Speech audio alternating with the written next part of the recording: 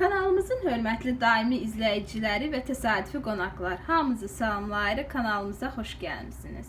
Artıq Ramazanın ikinci günüdür. Belə qərara gəldik ki, o başlanlıq süfrəsi üçün münasib bir yemək hazırlayıb sizinlə də paylaşaq. Bugünkü yeməyimiz Bakı mətbəxində şirava adlanır. Azərbaycanın digər bölgələrində bunu südlü sıyıq və yaxud da yayma deyə adlandırırlar. Tərkibi süd, su, yumru düyü, kərə yağından, onu dad vermək üçün, rəng vermək üçün buna sarkök də əlavə olunur. Mən bu dəfə zəfəran əlavə edəcəyəm və bir miqdar duzdan ibarətdir.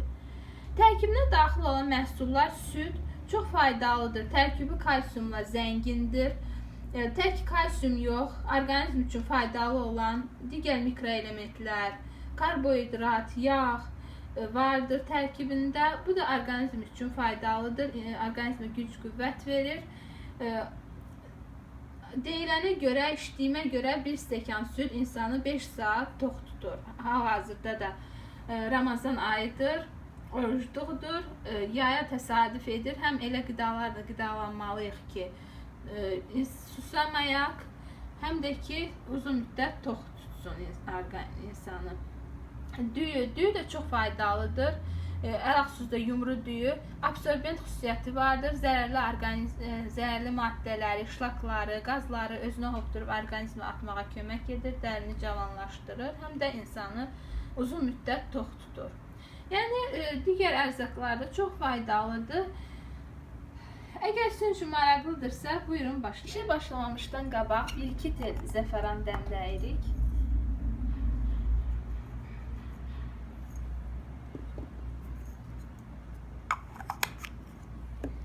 Üzərinə qaynar su əlavə edib ağzını bağlayırıq. İsti dəmirin üzərinə qoyuruq, çay kimi dəmləyirik. Mən hələ əvvəlcədən hazırlamamışdan qabaq 2 saat qabaq düyünü soyuq suyun içərisində islatmışam.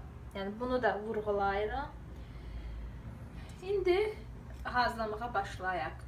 Bir qazanın içərisinə emallı yox, yəni nikel ya alüminium bir qazanın içərisinə südü, yarım litr süd və yarım litr də suyu əlavə edirik.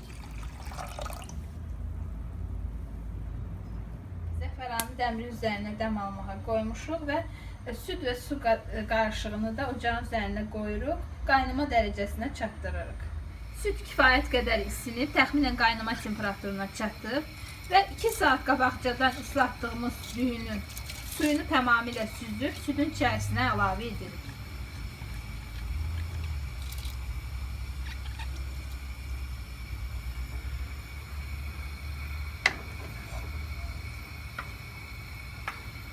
Və qazı bir qədər azaldırıq. Taxta qaşıqla qarışdıra pişiririk. Baxın, bu şəkildə taxta qaşıqla qarışdıra pişiririk. Ki, düyülər qazanın dibinə yapışmasın. Bir qədər düyülər pişsin.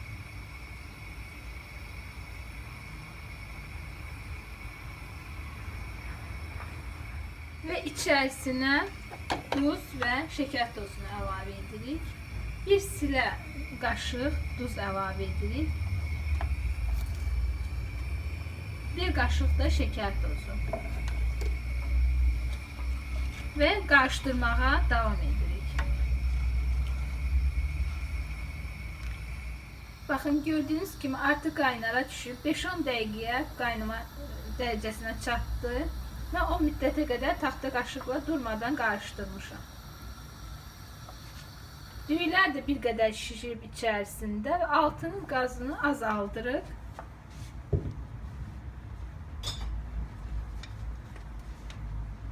Və ağzını belə bağlayıb qoyuruq. Bu belə bu şəkildə qalacaq. Düyülər daha da içərisində şişəcək. Gördüyünüz kimi yavaş-yavaş qaynayır. Xırda hərəkətlər var gördüyünüz içərisində.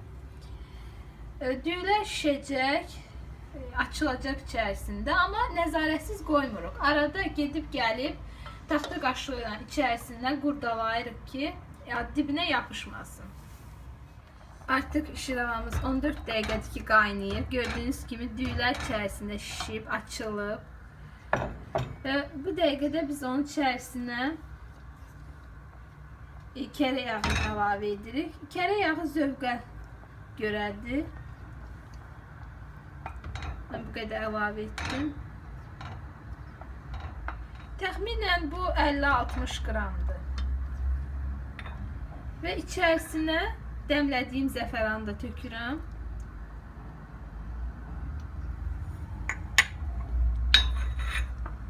Və qarışdırıram.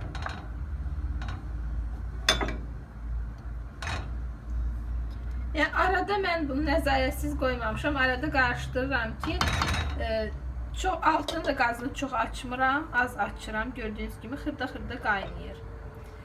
Belə yavaş-yavaş düylər şişir və bir qədər sonra artıq hazır olacaq. Yenidən qapağını bağlayıram və gözləyirəm. Artıq şiravamız tam hazırdır. Bir 20 dəqiqəyə şiravamız tam hazır oldu. Altını söndürüb gördüyünüz kimi baxın bu qaydada. Çox gözəl alınıb. Altını söndürürük, ocağın üzərindən götürürük. Mən indi şiravanı limçəyə çəkib sizə göstərmək istəyirəm.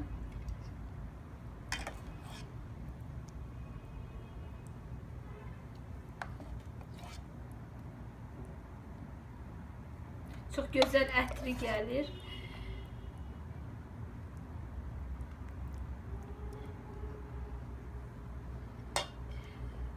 Üzərinə darçın səpirik. Darçın şəkəri əvəz edir.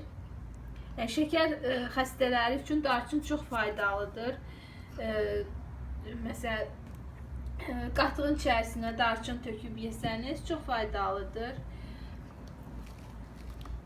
Baxın, yanında şəkər tozu ilə, yəni zövqə görə şəkər tozu ilə doşabla süfrəyə verilir. Bu qaydada siz də hazırlayın. Bəyənəcəksiniz. Əgər bu vaxta qədər hazırlayıb yeməmişsinizsə, inanıram ki, siz də çox bəyənəcəksiniz. Əgər mənim hazırladığım şiravanı bəyəndinizsə, bu videonu like etməyi, kanalımıza abunə olmağı da unutmayın. Siz də hazırlayın, nuş olsun.